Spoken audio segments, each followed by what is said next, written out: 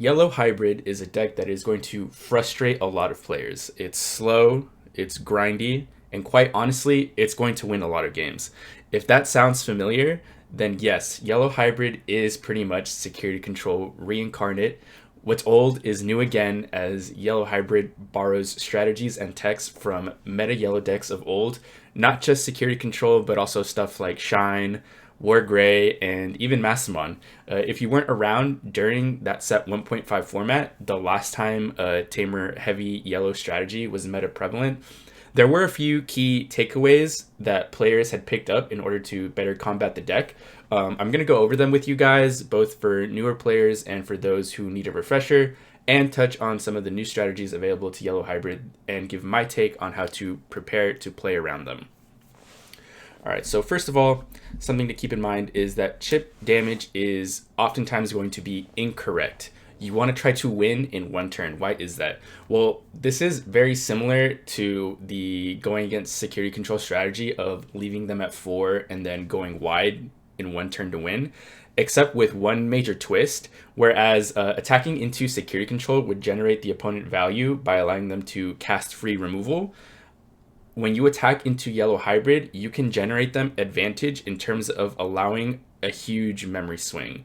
TK and Kari Dual Tamer give the opponent additional memory at the start of the turn if they have less security than you.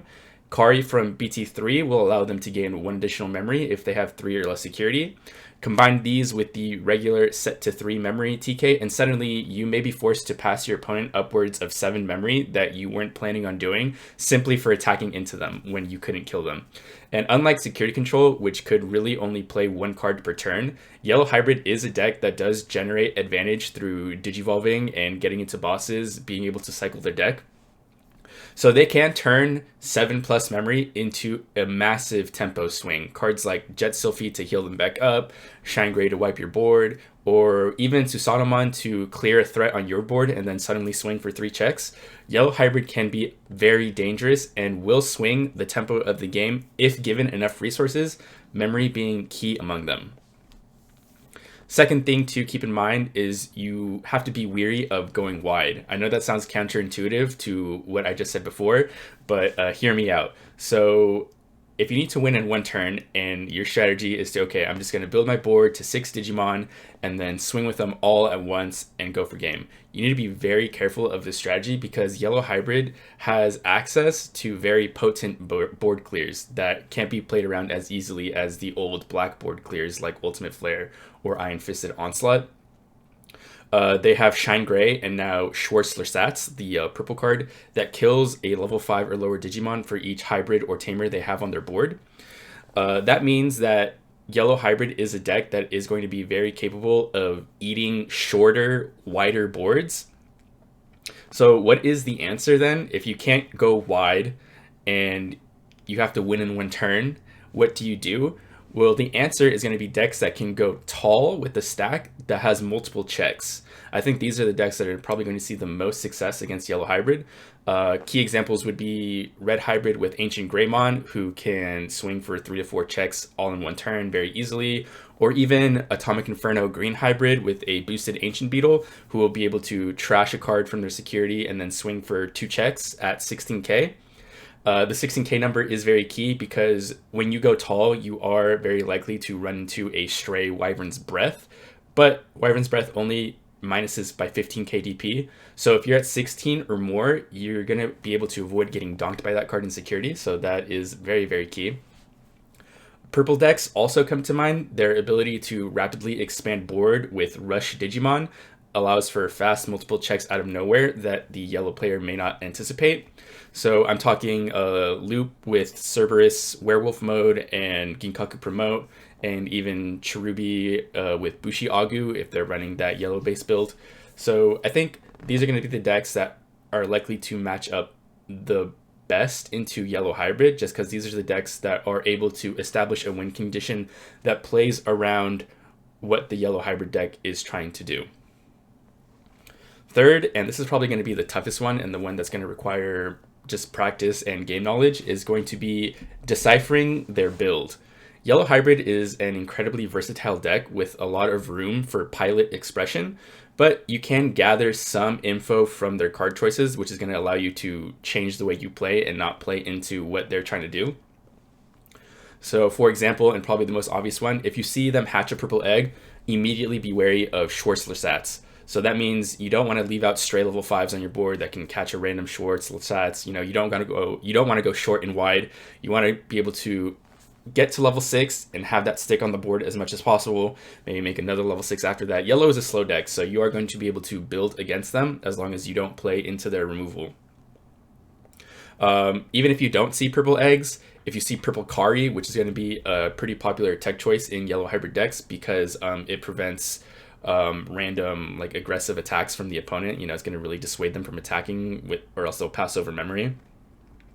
And it does also turn on the Schwartz-Lasats. So even if you see, okay, their board is all yellow, they have no purple cards, I can go short and wide, all of a sudden they're going to drop a purple Kari and then drop a Schwartz-Lasats from their hand, and you're going to be really sad about it. So be very, very wary. Try to scope out if they have those purple Karis or not in their build before going wide against a yellow base, yellow hybrid deck. Even if you see red eggs, if you see a red base, then you have to be careful about atomic cards, Inferno and Blaster. That build is maybe not as popular, but I do believe there's going to be some people trying to get aggressive with their deck and running those choices, so just be wary of that. And lastly, the top end can be a bit of a mystery. You need to be prepared for Dynasmon, ShineGreymon, Seraphimon, WarGreymon, and even Massamon. Each card presents a different defensive or offensive threat that you need to be prepared for when you're going against a deck. If you see Dynasmon, then you'll need one extra attack to punch through for game.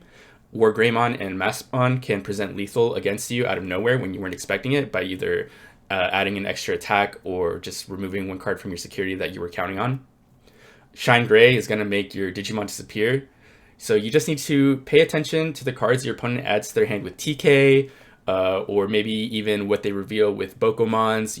Anything that they do to give you info, pay attention and try to decipher what their top end could possibly be based on that info. So maybe if you see Red Rise Greymon, you can maybe more accurately expect a Massamon or a WarGreymon. Not necessarily, but you can maybe make that inference. There's just little things like that come from practice, from just game intuition that you're going to be able to pick up on. And if you're at your locals, then eventually you'll learn the card choices of your fellow local goers. So then that will also help you make your informed decisions when going against this deck. All right, and final tip for you guys, and this is a tip for the mirror match actually. So if you're a yellow hybrid guy and you just want to find out how you can maybe win more against the other people trying to run this deck at your locals, adding non-yellow cards with TK is actually a viable strategy. So the mirror match will often devolve into a game of chicken. No one wants to attack out of fear of checking tamers and turning on TK Kari or regular Kari. So by burning yourself with TK, and what I mean by that is if you add a card that isn't yellow with TK's effect, so remember, you can add any card in your security, but you only recover one if you add a yellow card. So let's say you add, I don't know, a Massamon, a Bokomon, a Red Rise Greymon, with Schwartz-Lasats, a Gazimon, like whatever, with TK, just any non-yellow card, you don't recover.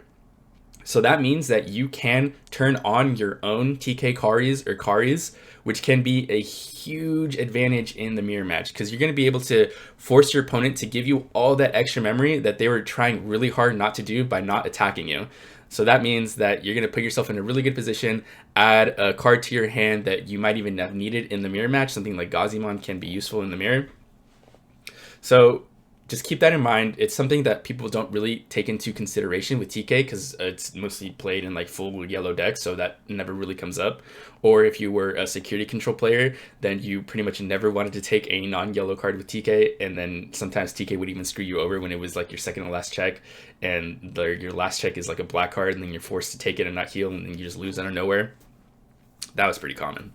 So yeah, TK, taking non-yellow cards, very viable strategy, especially in the mirror, or if you're going against a slower player who is also not attacking you. So you can force yourself to turn on your memory gainer effects.